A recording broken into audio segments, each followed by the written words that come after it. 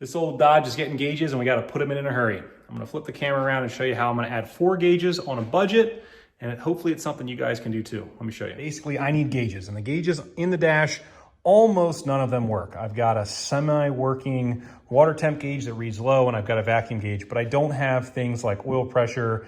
I really don't truly know what my water temp is. I don't know what my fuel level is. I don't have a working voltage gauge. I need to get that sorted out, but I don't have a ton of time to go in and fix all those gauges. So I did something different. I picked up this gauge console, you want to call it. It's a little bit different in that these are 2 5/8. These are larger than the 2 1/16, which is the common gauge size. And it comes like this with this kind of nice mounted, all in one spot, you mount up under the dash. The problem is I wanted 4 gauges, and I didn't, because, you know, I'm a little OCD. I didn't want to have 3 of the same gauges and then 1 different. So I found that Autometer has another brand below them called Autogage. It's their less expensive product line. And I was able to get all of these gauges in the same style. So I picked up this extra fuel level gauge, same style, but I have nowhere to mount it. Now, Autometer will also sell you these singular, you know, little pieces. And if you look closely, I'm fairly certain that they just make these things and then they just lop them off. So what I'm gonna do is I'm gonna go ahead, take these gauges out, weld this to here just like this. Then I'll have a 4 gauge pod so I can mount my fuel, and then I'll mount this up under the dash where I can see it. One other thing you could do is probably like tack it and then bend it so you've got like an angled gauge. I thought about that. I don't think I'm gonna do it. We're gonna go inside the truck, see roughly where these are gonna go. The gauges sort of sit right in front of here and they're not in the passenger footwell at all. So step 1, we're gonna pull all the gauges. They come assembled like this. We're gonna pull them out from here. Take the paint off, tack these up, and then start getting installed because we need to get this done in a hurry. Okay, I went ahead, I took my roll lock wheel. You don't really want to use like a wire brush or like a sander so you don't remove too much metal. I'm gonna use the edge of my bench here and make sure these are nice and tight and basically tack this together. Now I'm gonna do this like I'm doing sheet metal because it's really thin. So we're just gonna do a bunch of little tacks and then we'll come back later and sand that down.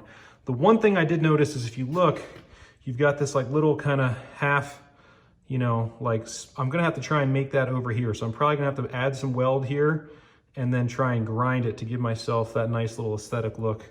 You don't have to do that, and it might be a mistake in the long run because I'm gonna have to make it look pretty in the end that folks will probably never know, but I am gonna try and do that. And obviously when I'm done, I'll come back and I will paint everything. All right, here's the final product before paint. Hey, it's not perfect, but I honestly think once you get it on there, it's gonna look just like it came. So if you wanna save yourself some time, don't try and play around with this. It is kind of a pain in the butt. That's just a marker, it's not a low spot, but it is flat. You know, everything is nice and straight. So we've got it test fit, it's all welded up, and then we will go ahead now and throw some paint on it. Here's what you have after a coat or 2 of black paint. If you really wanted to get crazy, you could sand everything, use some filler, and smooth everything out. I didn't do that. All right, I kind of am weird, I guess, but I love wiring. I'm gonna show you what each of these wires does and the final product here in 1 second. Okay, here's the finished product from the back side, and then we'll go ahead and flip it over. Just to orient you here, what I did was I ran wires through the cab, which I'll show you in a minute, and I made sure to color code those wires with these wires of these 2 plugs. If I would have had 1 plug that had 4, I would have done it, but I like the idea when you're installing gauges, and I understand these are mechanical gauges, so you can't disconnect this, but everything else can be disconnected, and if you want to pull these out of the car, I just like having plugs. It makes it nice and neat. These are super simple to wire up. You need, the red wire here is for the lights, so when you pull your headlights on, that'll kick these on. You can pull each of these bulbs out too and put different covers on them. So mine are green, so they should now match kind of the stock lighting that the truck came with. And that goes to this orange wire here. So that's your 12 volt for your backlighting. The green wire here, if you like zoom in, is the positive. So that's a 12 volt switched positive, so that's power to the gauges. In this case, these 2 don't need any connections because they're analog mechanical gauges.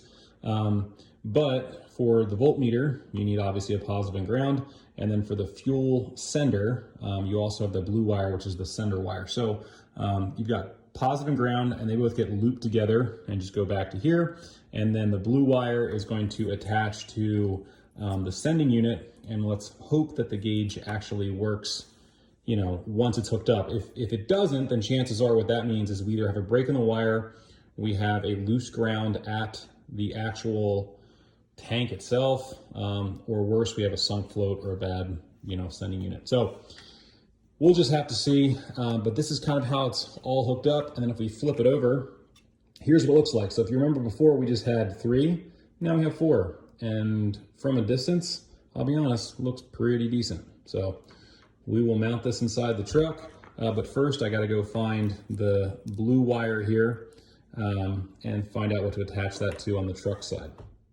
Okay, here is the almost finished product installed, and I say that because I put everything in wire loom and hid all those wires, but I had to get it up there attached just to get an idea of kind of how it would sit and look. I did decide to move it over to the right of the ashtray so it wouldn't bump in anything. Overall, I'm super happy with it. I do want to talk to you for a second, this is with the lights on, about how to make those lights work if they're not working for you. So we're gonna hit pause real quick and I'm gonna point something out that's really important. We're over here on the hood of the Comet with 2 other old gauges that I had laying around from other projects. I wanna show you something. This is very similar to the style of gauge that's installed in the truck. This is a fuel gauge. It's got a positive and negative ascender, and then normally there would be a bulb that goes in here with a singular wire coming out, okay? This is just like the gauges I installed. When I installed it like everything you saw, and I hooked them up and I pulled the light switch to get my lights to come on, only half of the lights came on and some of them didn't. I was like, well, that's weird. And I'm talking about the backlight. The gauges work, but the backlight wouldn't come on. I took a ground wire and I touched a little, wire just on the exterior of one gauge that was lit to one that wasn't, and the light kicked on, which told me that those one wire lighting circuits, every circuit needs a ground. So they are relying on the part that they sell you that holds the gauges to make a ground to your car. And if you painted the bracket like I did, or you didn't scuff the metal when you installed it, whatever, it's not gonna make a good ground. Now, some gauges, like this one, this is another old fuel gauge. I don't know why I have so many fuel gauges, but one I had laying around. This one has a positive and a negative. And probably the reason for that is it's a plastic bodied gauge. It's like a cheap gauge, plastic body, but because it's a plastic body, they're not gonna ground it through the body of the gauge. So on this one, to add a ground. On this one, in the instructions, they don't tell you to add a ground for the singular wire, but you need a ground. So what do? Well, one thing that you can do is when you mount these gauges and you've got the bracket that holds it in place, just take a little pigtail and run it from gauge to gauge to gauge, okay? Just like this, you have these 2.